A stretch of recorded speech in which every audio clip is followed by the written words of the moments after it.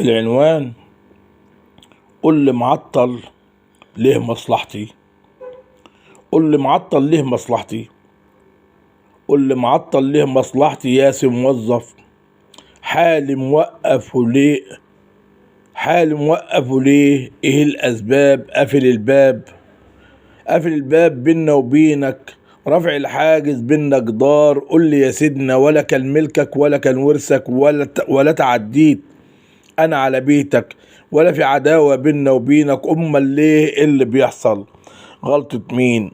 اللي جابوك هنا على الكرسي، ولا دي غلطة مين؟ ما تقول لي يا ابن الناس. اقضي مصالحي، انجز حالي. ابن بلدكم هنا من مصر، معدني ليه معطلني؟ ويا ريت وحدك موجود زيك فيها كتير.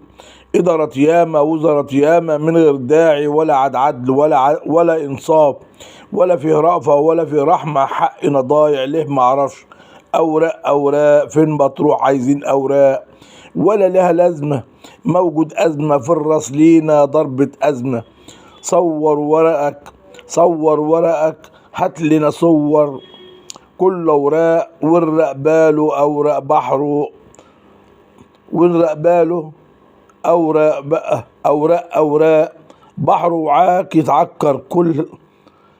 بحر وعاك يتعكر، لا كلها أوراق من غير داعي. قوانين بطلة ملهاش داعي. الغي قديم، هاتلي جديد. لحساب مين وعلى مين؟ قول لي.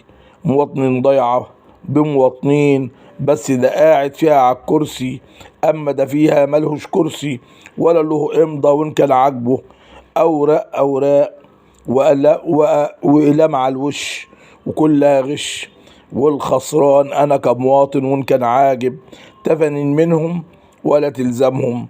ويا ريت هو عليه تنفيذ او تتنفذ، ما بيقبلش.